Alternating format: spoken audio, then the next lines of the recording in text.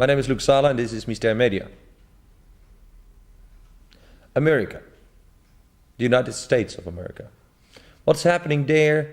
What's happening here? What is the relationship between what happens here, for instance in the field of marijuana and cannabis, and what happens there? We're talking with Joel Farb. His real name is Dr. Hemmelstein. He's a traveler, social, cultural anthropologist, stuff all like that, doctor in divinity, MIT alumnus. And here we are already using a few words that the Dutch audience not immediately would recognize, would they? Well, this is the difficulty with tongue ball, as we say, the linguistical acrobatics that we play with these sounds. And many of the Dutch people are able to understand me when I'm speaking in English. Engels, als je zegt hier. Okay, but in America, words like MIT, small abbreviations of Massachusetts Institute of Technology, for those who know, it opens a world of understanding. For us here, we think, hey, what is that? What is MIT? MIT is a university centered around science, located in Cambridge, Massachusetts, down the road from Harvard. We're known as the plumbers down the street to the gentlemen of Harvard. The gentlemen of Harvard are the ones that go into business. That's a business school. Well, Harvard is an undergraduate school as well as a number of graduate schools. It's well known because it's one of the oldest universities in America. It's one of the Ivy League schools, so it has a lot of prestige. Like Oxbridge, Oxford and Cambridge in England. I'm not really sure what the prestigious universities of Holland are. Leiden and technical things, as for instance Delft. It depends, but these Ivy League universities, like does that include Stanford? No, Stanford is in the West Coast, and that's a private university in California, which is called Harvard of the West. And it has about the same status as MIT and Harvard? Yeah. I mean, it's difficult to judge universities. Do you judge them based on the number of Nobel laureates? Do you base it on the amount of money in the coffers? The most prestigious ones are the Ivy League, and then MIT and Caltech are the technically oriented universities. And then you have Stanford and Berkeley in California, which have a worldwide reputation. Now, people like you, a bit of the wandering, well, you're actually a Jew, are you? I am. You're a wandering Jew, but you're a seeker. You travel all around the world. For 25 years you have now been on the road, as you call it. Right, op weg. Op weg. Someone from the Beat generation that never settled. That type of people would normally come from Berkeley. Well, Berkeley had the media reputation, but what happened in the 60s was a worldwide phenomenon. It was a crack in the cosmic egg, and suddenly the world, which had been united through the various media, had a global consciousness. And this change, I believe, occurred in the late 60s, 67, 68. And it was felt by people all over the world.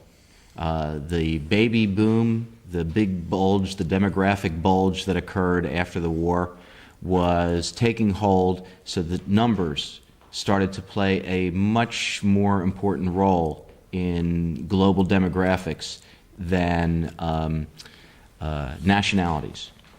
We had a consciousness of rock and roll. We had a consciousness of the world, where I can speak with people all over the world and say, where were you on November 22nd, 1963? And for those who are old enough to remember, Kennedy died. Exactly. I remember going out of the school, and the school was really, I went home and Kennedy died. And that was even felt over here. Exactly. And so this global consciousness, I think, has appeared in the world through the media, through television primarily, though radio was the precursor, and through the telephone, through the computer now, with the internet, with the World Wide Web, with global communications, with the opportunity to play the stock market craps game at any time, day or night. So the world's basically open, all hours. Global consciousness, feeling united. Well, those are nice phrases, but at the same time, there's a war in Bosnia. The United States not only fought the war, the Second World War, but 5 years later started the Korean War, then Vietnam, and they have been involved in this or that incident, every few years. It seems war is part of the American tradition, isn't it? Well, certainly, as we approach Thanksgiving, a time when the Indians, the Native Americans, the indigenous people, offered a hand of welcome and help. In the 17th century. In the 17th century, and then were greeted with basically genocide. We can certainly say that America has and this... that has become the feast, the celebration in America where all the family comes together. Well, the family comes together. It's sociologically the beginning of a very stressful time, the period from Thanksgiving to New Year's. Shopping season. Shopping occurs, the beginning of the Christmas season. I understand that you in Holland have Sinterklaas Day, which is earlier. No, it's December 5, 6. Right, so that's just only 2 weeks after Thanksgiving, so it would be difficult to have much of a Christmas shopping season. So I understand that Christmas has become the dominant factor in Holland now, that December 25th is really the end point that people focus on in terms of their shopping goals. Yeah. But did Sinterklaas Day, was that a time when people exchanged gifts? Yes. No, Christmas was not a time where you give presents. Christmas was for kids. Yeah. And now we've imported all this American stuff and Father Christmas, the whole thing. Right. Yeah. Coming back to this university thing. You come from MIT, and you were very straight. You were a Rhodes Scholar. I was a Rhodes Scholar finalist. I didn't actually get the honor that our president, Bill Clinton, did. And, of course, I would have had a similar problem in dealing with the fact that the United States government wanted to send my little butt to Vietnam. And so had I gone to Oxford, I would have been in the same problem situation that Bill Clinton was in. Okay. But there says something about the whole system there, which is very competitive. The educational system is, and it starts not only by choosing the university, but once you come there are the fraternities. That is a part of the American college life, is the fraternity system. Not in all universities. Which are houses or clubs which own houses where students live together. Correct.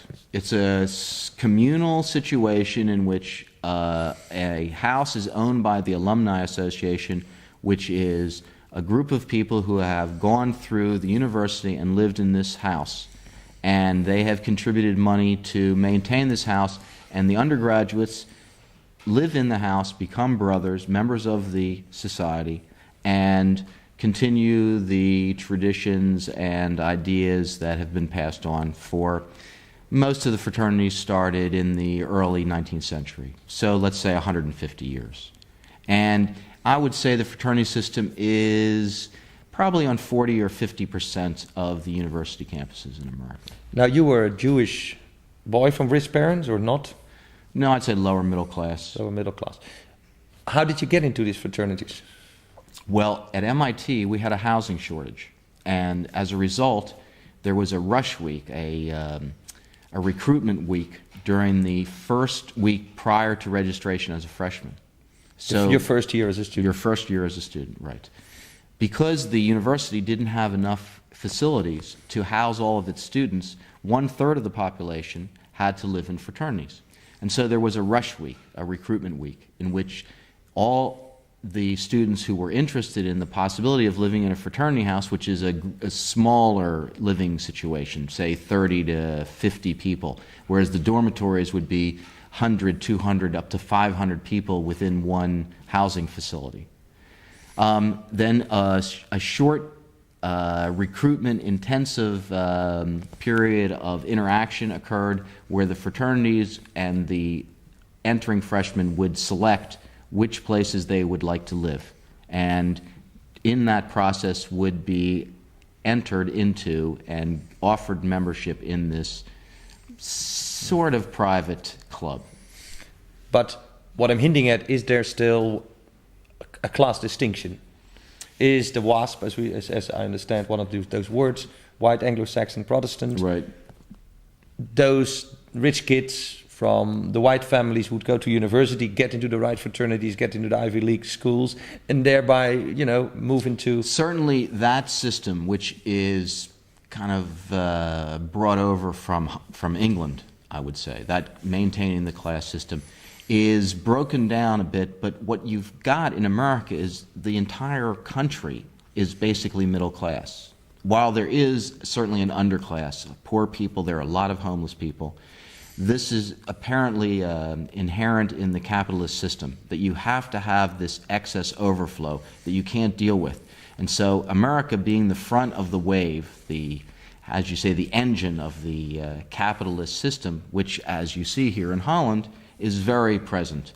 Coca-Cola, Burger King, logos that are American-made are ever present here. You see a lot of American television shows, you see a lot of American movies. This is what America exports. It exports culture. I mean, it's not a culture I would consider much above yogurt, but it is a culture. Okay, so but you studied and you got degrees, and for political reasons and social reasons, and the 60s, you drifted and started to travel around the world. Right. My belief was that the world was in a major mess, that unless there was a major paradigm shift, a major change in consciousness, there was little hope for one or two generations down the line. So I was... Do you think you were right? Well, there's certainly evidence at this point with the sperm count being reduced, with the ecological systems beginning to collapse, that the planet as we know it may not really be able to last much more than 50 to 100 years. But those two generations you're talking about, those 15, 20 years, would you call them the Generation X? Would you, in retrospect, say what you anticipated in the end of the 60s and the 70s did happen, that a less interested, more self-centered generation would grow up? Well, I think that the economic necessities have pushed a lot of people to the wall, as it were, and the response by the youth is sort of the next step after, it was first the Beats, and then it was the hippies, and then it was the punks, and then it was the techno house and, rave, and there's a level at which for kids without a future, why not party till 1999? That's what the artist formerly known as Prince brought to us, and we have the country formerly known as Yugoslavia as a reflection of the ongoing conflict in the world. I think that what you were asking me about universities, and what we see is a global phenomenon. I think that somebody said, if we those who fail to see the patterns of history are doomed to repeat them. And what I see is that we're part of this spinning planet that is evolving. I'm not sure where, and I'm not sure whether it matters. DNA may in fact mean does not apply. We're here as spiritual beings. We're here in the present, experiencing this moment. We're doing this tape for people to see at another time. We'll be very distant, perhaps, when they view it. But as far as they're concerned, this is now. But it'll be then.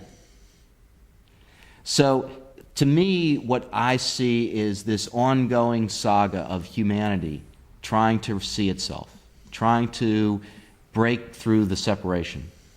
Okay, let's take that point, separation. You have traveled a lot in the States, outside of the States, all through the world. In fact, as you say yourself, for 25 years, you've been on the road. Correct. living with people you knew before, making new friends, basically making a living by being a source of direct information. Correct. You've never written books, but you have influenced a lot of people. Some. How do you do that? Well, I breathe for a living. Everything else is an excuse. My belief is that we're here to learn, live, love, and laugh. Whether we do anything beyond that is kind of happenstance. But the happenstance in your life is that you have become friends or acquaintances with many, many people over these years, that you have made a network out of those people, that a network consists of people ranging from Timothy Leary to Sasha Shulgin from the psychedelic side to the Arican Brotherhood, a semi-spiritual or spiritual group of people all over the world. You've traveled from the Santo Daime in Brazil to the depths of Asia. That is not a very normal life, would you say? No, I would say it's not a normal life. I feel like I've been directed. Of course, I don't necessarily know when or where or who I'm supposed to be directed towards, but somehow the universe unfolds in this way that continues to reinforce the belief and experience that this is it. Of course, this is it continues to move on. What for me happened that I constructed a world. I wouldn't say I created it, because I think there's something beyond us that's creating this. But I constructed a world within the creation in which I was a global village idiot. I found the people that I felt were awake. Basically, the new age has dawned, but most people are sleeping in. So I go around to find people to share tea with. Reality, hilarity, and unity.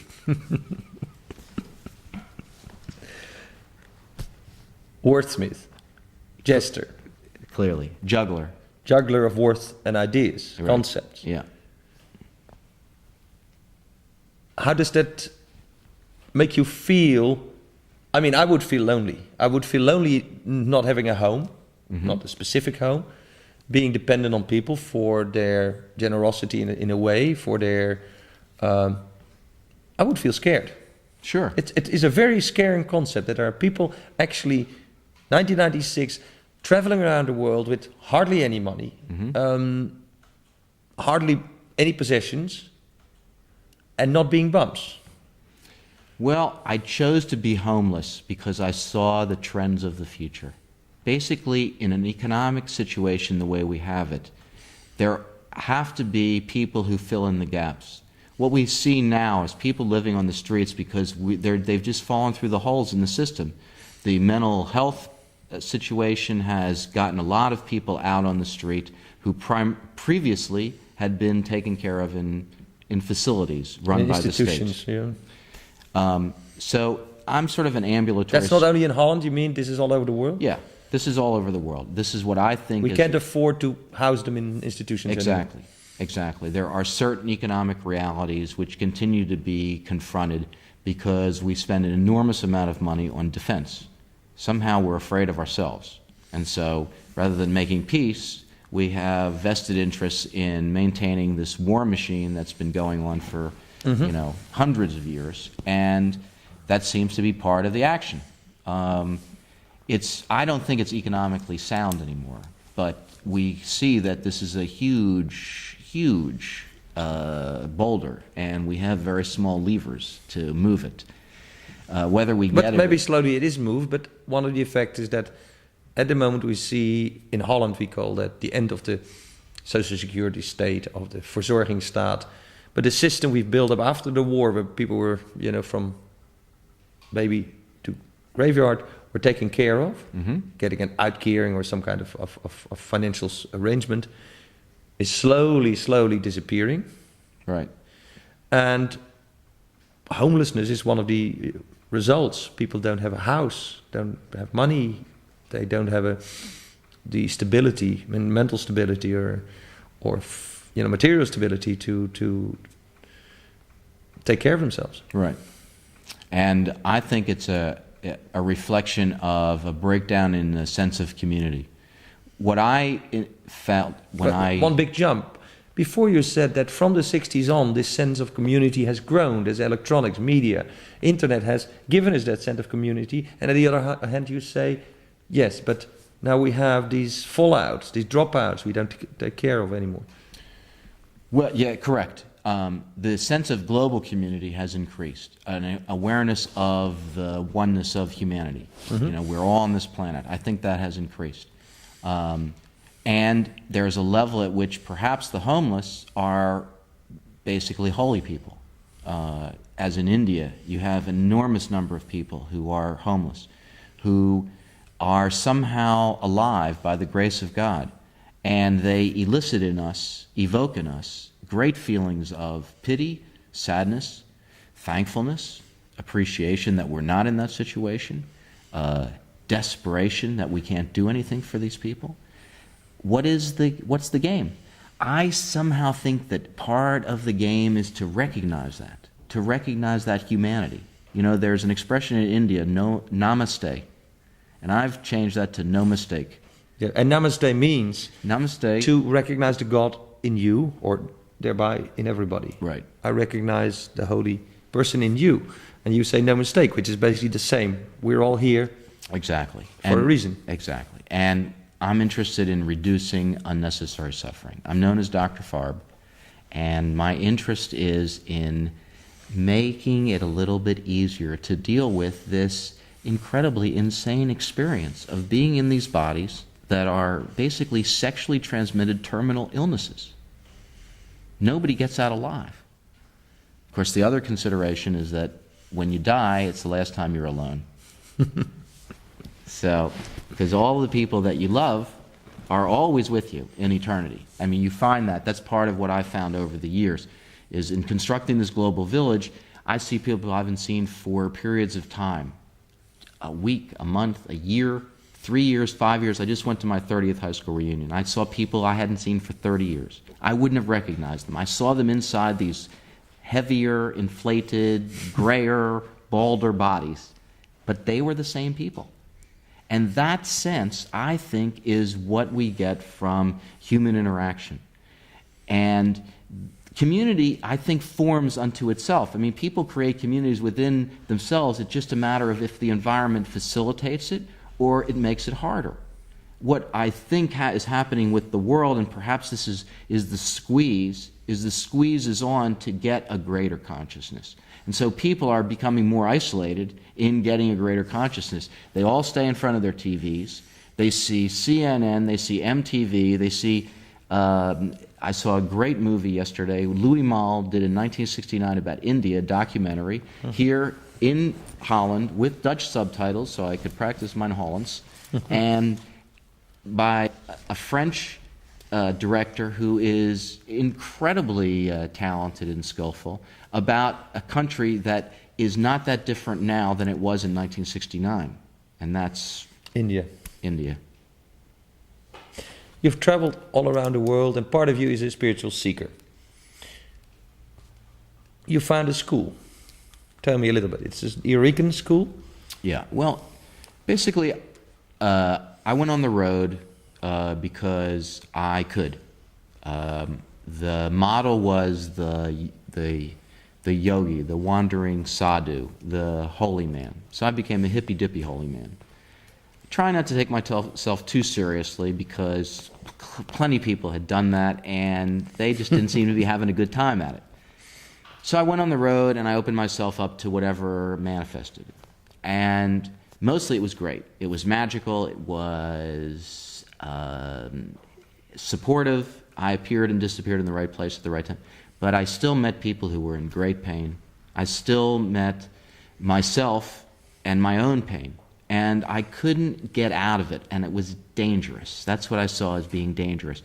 So I did some transcendental meditation here in Holland on the Lijnbaansgracht, just across the canal, about 25 years ago, and it wasn't quite strong enough. I needed some real hardcore software. So I heard about this school called Arica, A-R-I-C-A, which was started in Chile. It's a town in northern Chile by a master named Oscar Ichazo. And one of his students was a man named John Lilly, who had invented the flotation tank, had done work on dolphins. Wrote books like The Center of the Volcano. Center of the Cyclone. Center of the Cyclone, and was a man who was known also, like you, to experiment with whatever came along. Right. Talking to animals in those days was not considered normal. No. He also used to take a lot of ketamine and other drugs. In those days, he had taken LSD, and I had done a paper on LSD in 1967 before I'd even smoked marijuana. So somehow I was already oriented towards these alternative medicinals. And we read, my colleagues and I, my best friends and I, whom I've known since I was a boy, 12 and 14, were also involved with these kind of explorations, and they were in medical school at the time. And I had gone to Europe on the road, and it was impossible to get to Asia because there were several wars going on. So I turned back, and I came back, and there was this book, The Center of the Cyclone. And here this guy was John Lilly, really smart guy, and he'd done all this various adventuring into himself and into the reaches of human consciousness, and he had done this thing called Arica. So I was elected, because I was free and the rest of the gang was involved in other things, to do the initial course. It was a 40-day course at this point. It had started in Chile as a 9-month course and had formed a core group of people. They'd come to New York, they'd had some money from somebody who had money, and seeded it and manifested in New York City in the heart of Midtown as a school at the beginning of the 70s, which is when the big wave came of assorted spiritual software, I prefer to call it. As part of it, and although Ichazo doesn't really do more than acknowledge a spiritual link, it was similar to the work of Gurdjieff. Correct. Yeah, the Russian, Turkish, whatever, Middle Asian master who popped up in the early part of the century and I think died in 49 in New York. Yeah, I believe and so. And has founded schools and used words like work. Right. Meaning to work on yourself, to right. become aware of what we are and how much we are a machine, how much we are stimulus response apparatus, that if you push this button, this happens. Right. And lots of the words we use now are still go back to that thinking. But so Oscar Ichazo was a man who started a mystery school. Mystery school, what we would probably call an esoteric school in the centuries past, which would have been a secret group of people that would only have been told of each other through word of mouth.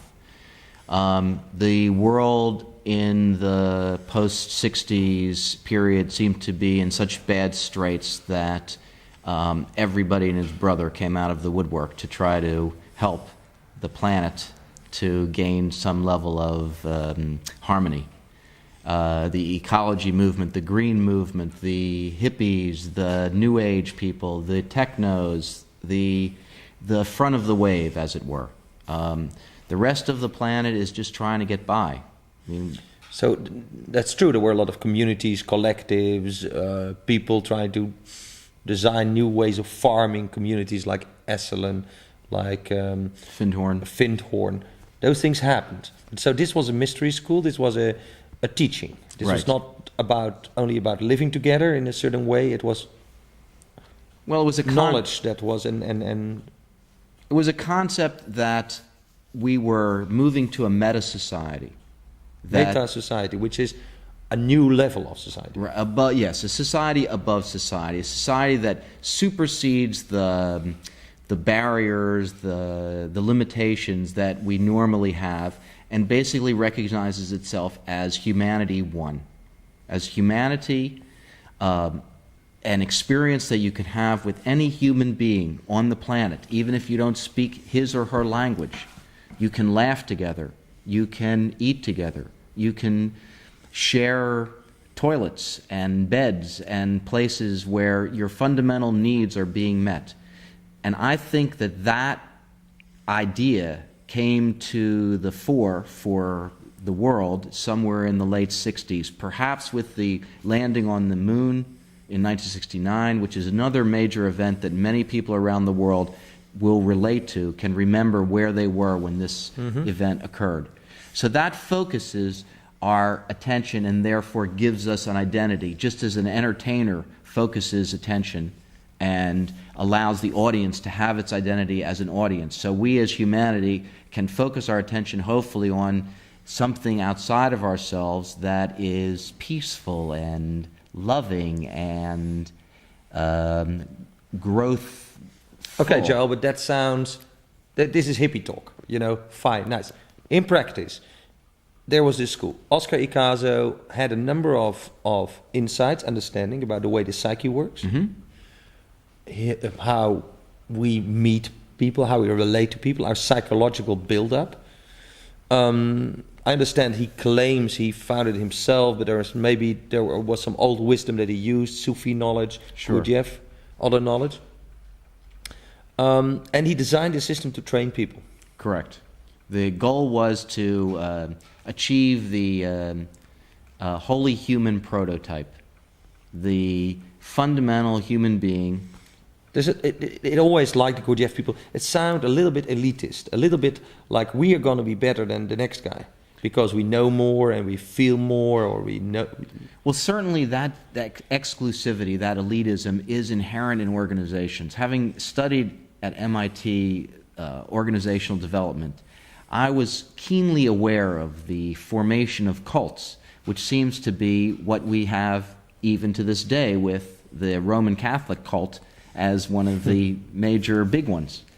We have a new cult, the Atman cult. Is that right? Yeah, Atman. And who is Atman? Atman is the guy from the internet. Oh yeah, the at sign. The at sign. How do you say that in Dutch? Apenstaartje. Apenstaartje. And in German they even say Affen. Schwanz. Schwanz, yeah. Apenpikkie. Yeah, zeker. So the sign of Atman is it Apenpikkie, is the donkeys, of the monkey's dick.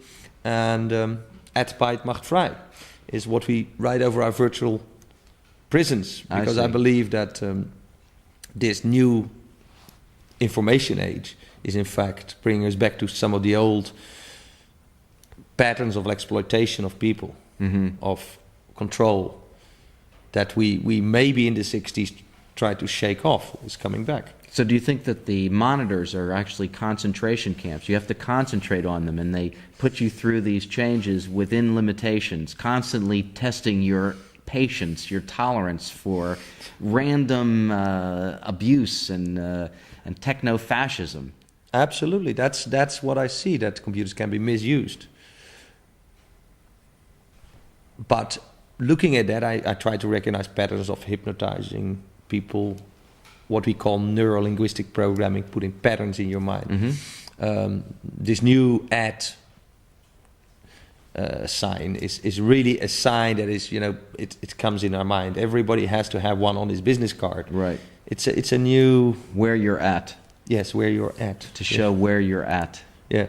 And if you're not, you don't have the stripes, you don't have the rank that you need in the new cyber society. But where you come from, being an Arican, which you call a brotherhood? I would say it's a school. Basically it's a school. The brotherhood is really the brotherhood of humanity, the brotherhood of man/woman. But the school of Arica was designed to bring out the best in human beings.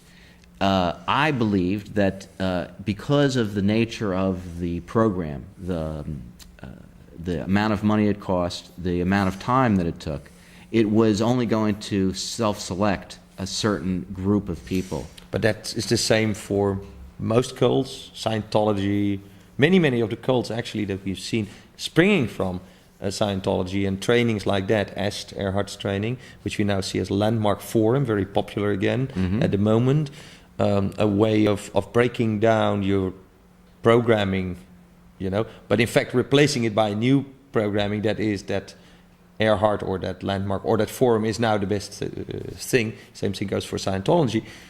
very effective deprogramming, but what they put in your empty mind then is usually as dangerous and as, well, it doesn't make you happy on the level that you would expect. Now, did Eureka make you happy? Well, my experience, yes. The answer is yes, it made me happy. For me, I needed software. I was aware of the nature of the hardware that I had. I had a body that was in its early 20s. I could do a lot of things physically. I was pretty quick on my feet. I was pretty limber. And I was still in the flower. You were an athlete? Yeah, I was an athlete as a ute.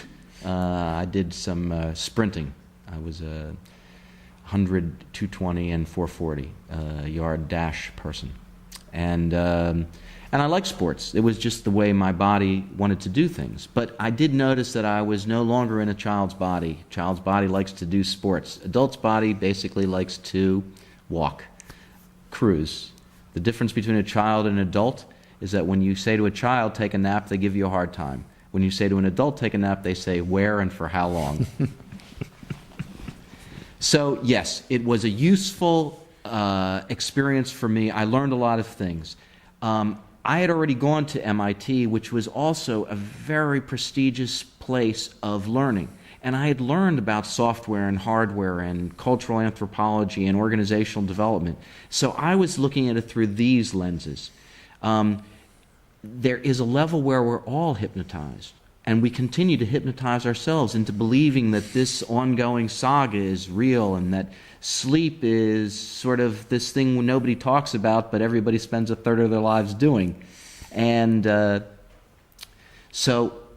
Give me an idea of what the training was. I understand there's a part of knowledge where Oscar Icazo explained the system, but we now start to learn as the Enneagram, a way of personality typology. Right. But what were the exercises? I mean, this was not a school where you would sit in a class all day. This was experiential work. Correct. The idea was to take the student, who really was 4 students. It was a physical being, an emotional being, a mental being, and a spiritual being, and to train all 4 of those beings in a way that would organize the system so that it would recognize itself. The mention that you made of self-remembering, self-recognition, what I call survival of the witness. The idea is that somehow, as we grow, we develop this self-consciousness. It seems to be inherent in the system. You see children, they don't have it.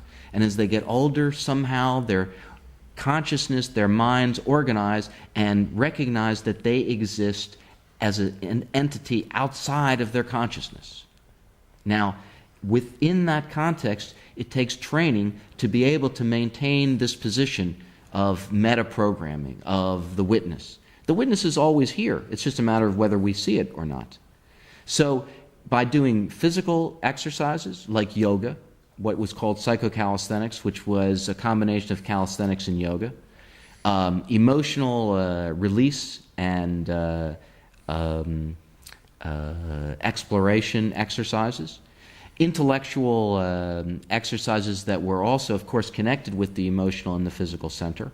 And then after, for me, which the 6-week course, after the first 4 weeks, we did what was called psychoalchemy. The idea being that the 3 bodies were now capable of recognizing themselves within a 4th body, this so-called spiritual being. Now, the spiritual being is something that people can only experience within themselves. You can't compare. You can't say, oh, that guy's more spiritual than that guy, because you can't know, because it's beyond intellectual concept. Now, for me, Icazo was very affirming, confirming, and directing in allowing my consciousness to recognize its inherent oneness. And by doing this training, I was able to somehow solidify my structures so that even when I was incredibly depressed and suicidal and cynical and bummed out, which is kind of the nature of this particular personality, I could still remember that also is a joke. That also is a dream. That this experience of life. Okay, so you got something out of it. I got a lot out of it. And you call yourself an Aurican. Well, I call myself a lapsed Aurican. So you're not there. I'm not practicing. I'm not dues paying. But you feel connected. I do feel connected. Okay. Now, since then, that's how long is that ago? Well, I did the training to be a trainer in 1974, and then I was involved in this is more than 20 some years. And you've traveled around the world, and you have found other schools, other people, other gurus, other spiritual teachers, comparing the Aurica training of Ikazo, who still lives in Hawaii and does this work, and other people. What did you learn? Made it through another moment. What I learned, made it through another moment, was that the body is designed to exhale. It's designed to expire.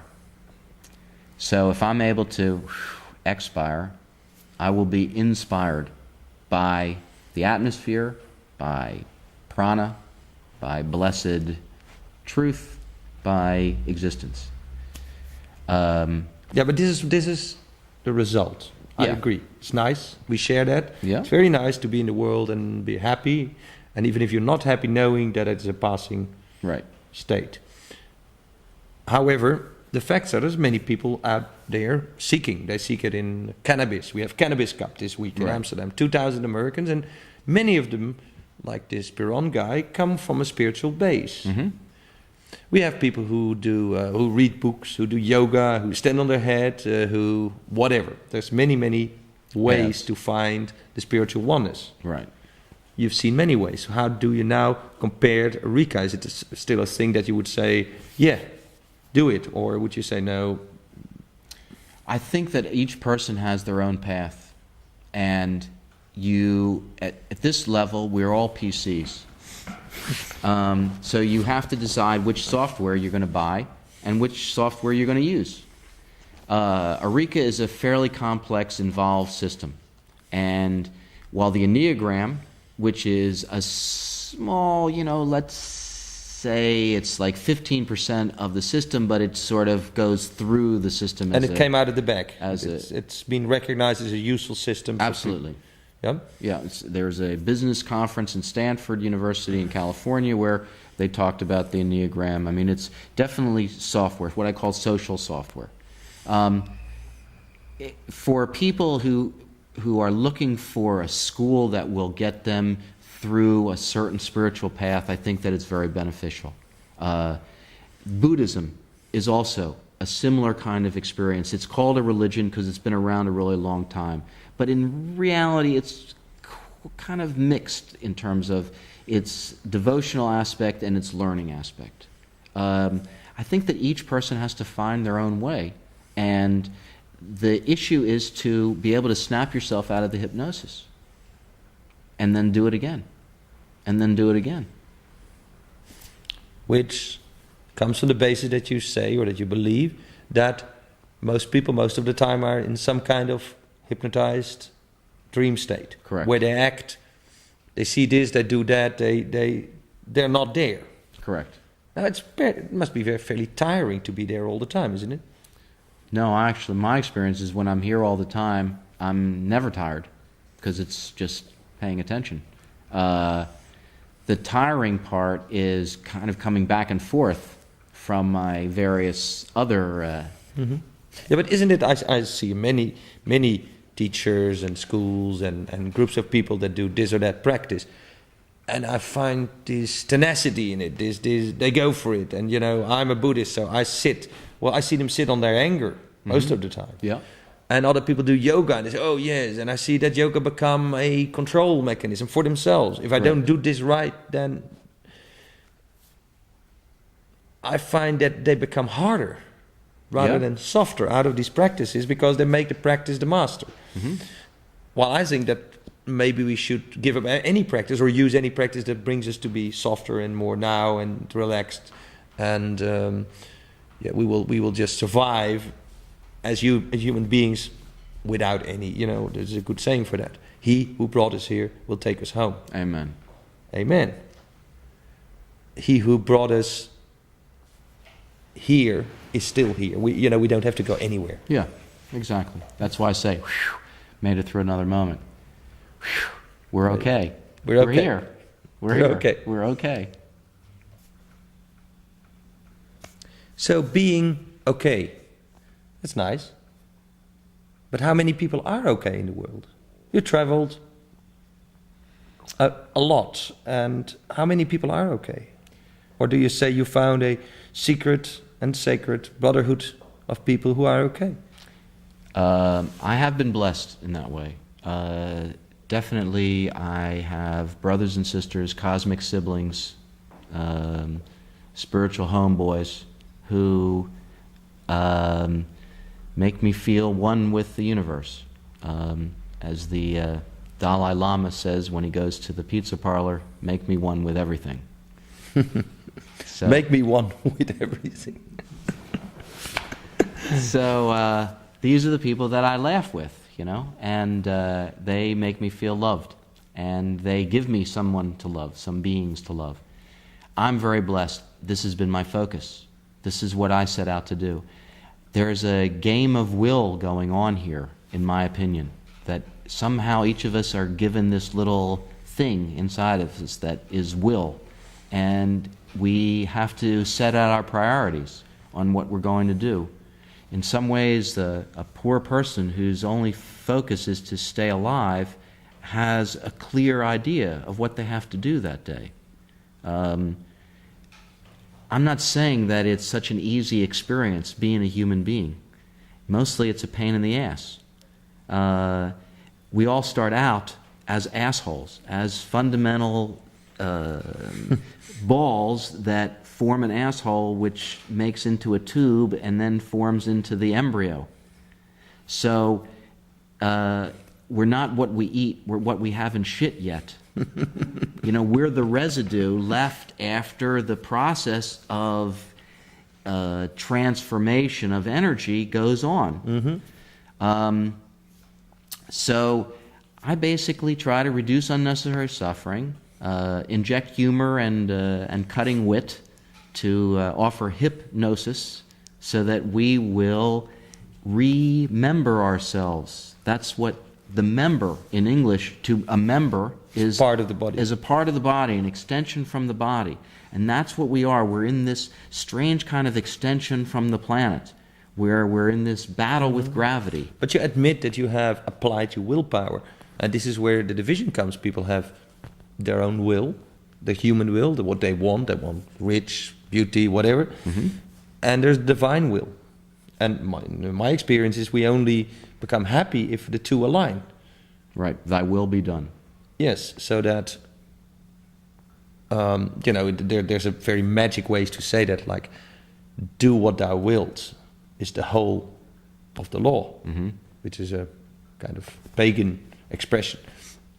But it's hard to understand, that we have to align our own personal will, needs, wants, with the divine.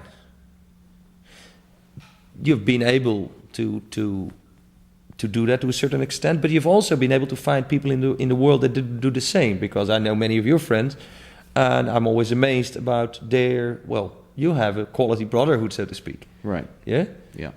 You have acquaintances, friends, brothers all over the world that are really very, not only interesting, but very happy people most of the time. Mm-hmm. And as I said, it ranges from Leary to Sasha Shugan, who reinvented MDMA, to many, many spiritual teachers.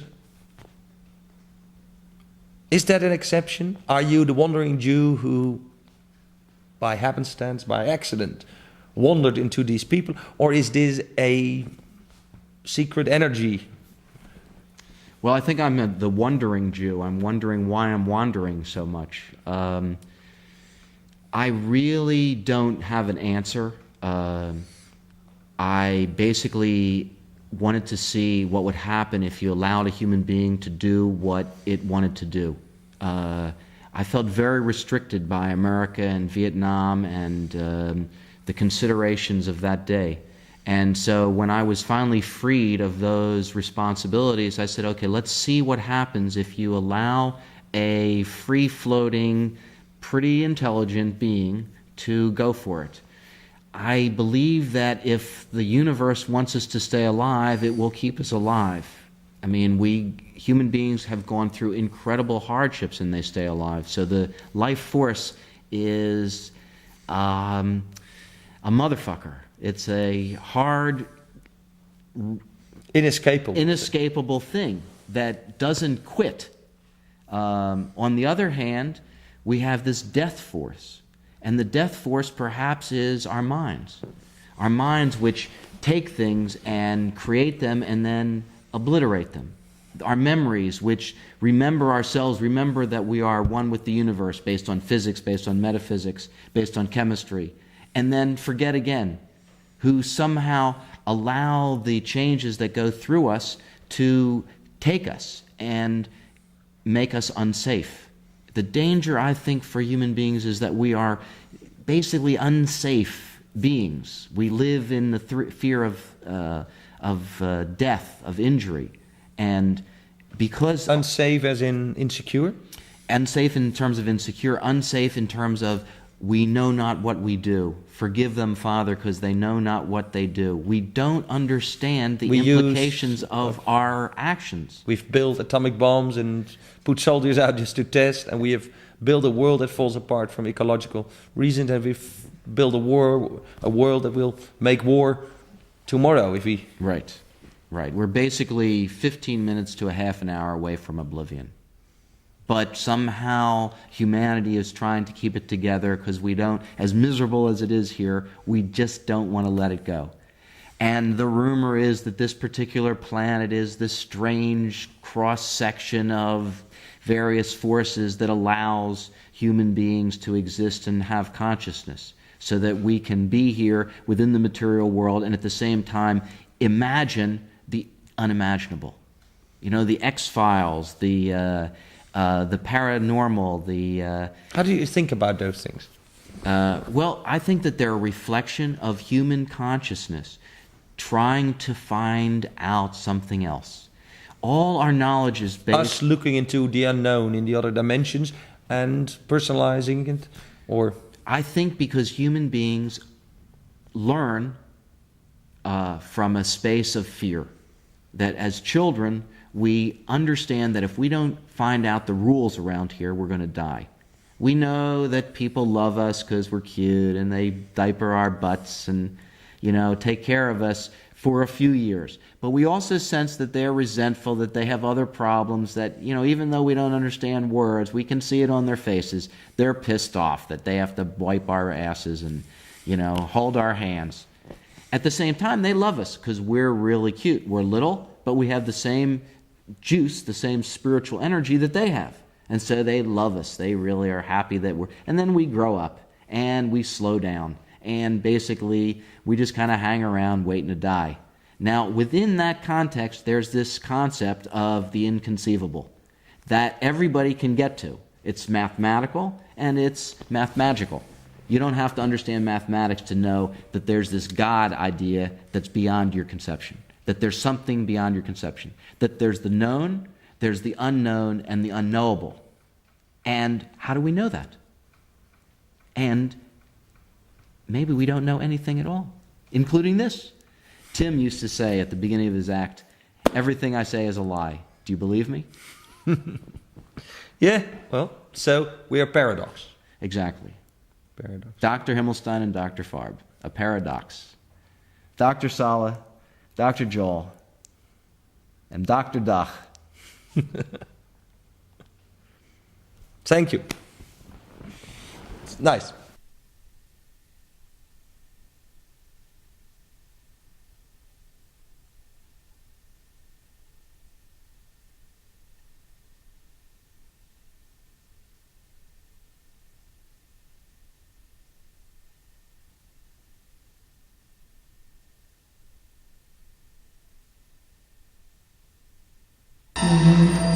But to offer you